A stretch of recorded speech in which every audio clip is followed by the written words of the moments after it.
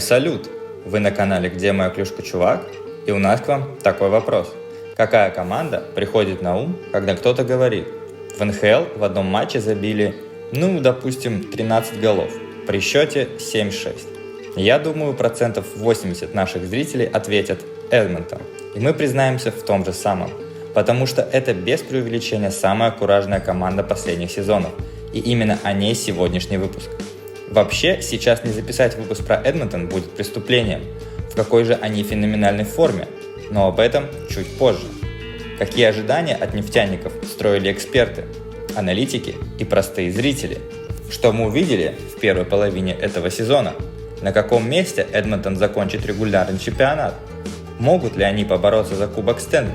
Об этом и не только вы узнаете из сегодняшнего ролика. Присаживайтесь поудобнее, мы начинаем. Но перед этим расскажу о конкурсе на нашем канале. 7 февраля 2024 года мы разыграем 2 кепки нашего любимого клуба. Для этого прошу поставить лайк, подписаться на канал и написать любой адекватный комментарий. После этого вы все автоматически участвуете в розыгрыше. Также все условия я продублировал в описании и закрепленном комментарии.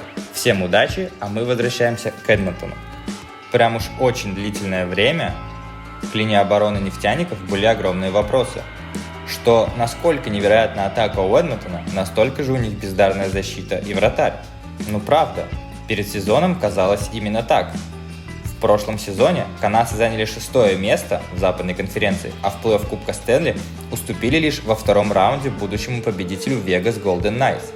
Летом руководство команды было настолько уверено в ее мощи, что решило не делать значительных приобретений в межсезонье, и состав практически остался прежним. Лидеров Эдмонтона удалось сохранить, хотя фактически все же несколько трансферов, конечно, было. Из тех, кто ушел, поговорить можно об одном. Это Клим Костин. Молодой и, несомненно, перспективный россиянин, был настоящим лидером 3-4 звена, силовой игрок. Из его хитов за прошлый сезон можно смастерить целый документальный фильм. И что интересно, он более-менее исправно набирал очки для такой роли. Но, к сожалению, по деньгам договориться не удалось. Именно поэтому сторонам пришлось расстаться. Все это со слов американских журналистов. К тому же он был любимцем болельщиков. После этого обмена зашел в одну из соцсетей Эдмонтона и увидел сотни положительных комментариев про Костина. В Клима, как в хоккеиста и настоящего лидера, я влюбился еще на МЧМ 2020 года, но об этом как-нибудь в другой раз. Если хотите отдельное видео про Костина, пишите в комментариях, обязательно сделаю. Остальные трансферы на выход вы сейчас видите на своем экране, в которых, как я и говорил, ничего существенного.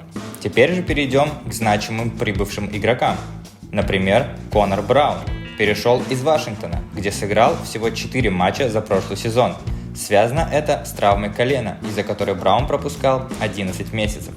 До травмы он стабильно играл во 2-м, 3-м, реже в 4-м звене и набирал 30 плюс очков за сезон.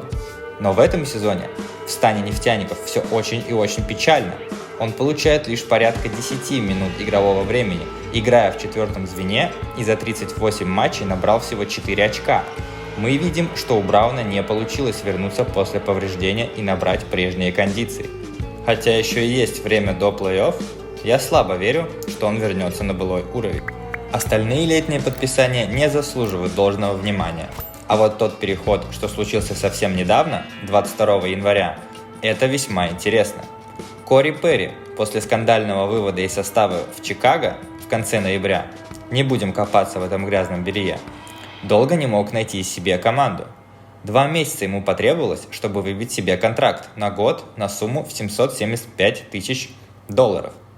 Его опыт точно поможет нефтяникам в борьбе за плей-офф и непосредственно в самих играх на вылет. В общем, вы видите, что трансферная политика клуба несерьезна. Боссы решили поверить в прошлогодний состав, и повод определенно был.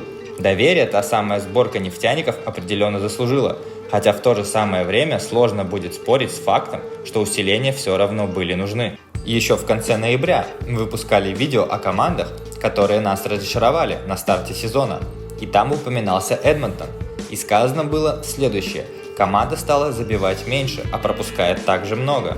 Эдмонтон входит в топ-5 по пропущенным шайбам и играет сериями. То 3 поражения, то 3 победы, никакой стабильности. Что же изменилось к текущему моменту?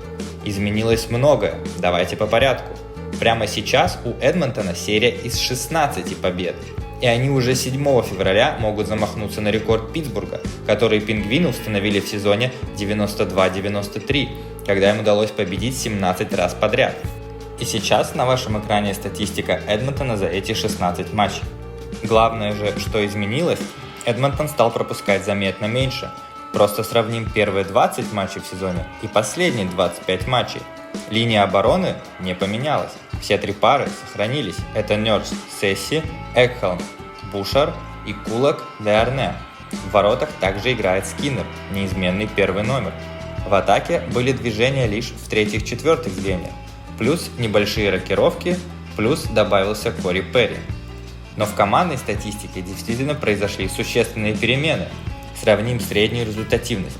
Первые 20 матчей 3,3 шайбы забито в среднем за игру и 3,7 шайбы пропущено в среднем.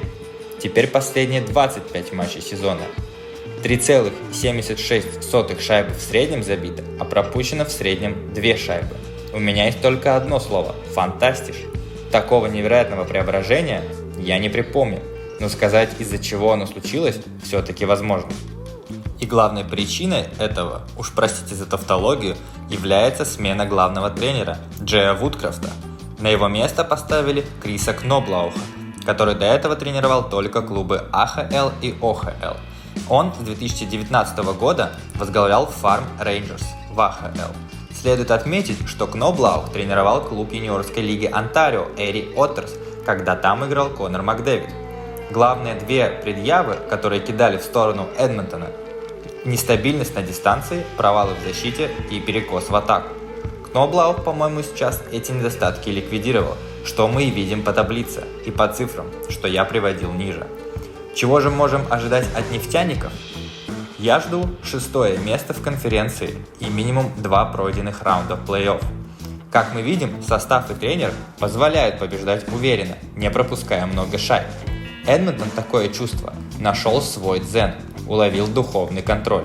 Хотя, когда они наводили сущий хаос на поле, мне нравились больше. Но ведь в этом и есть закон прогресса, постоянно совершенствоваться, за что Эдмонтону большое спасибо. Что ж, таким вот получился видеоролик про Эдмонтон. Надеюсь, вам было интересно, и вы подпишитесь на канал и поставите лайк. Также не забывайте про конкурс, условия в описании. Всем больше хоккея и до скорого!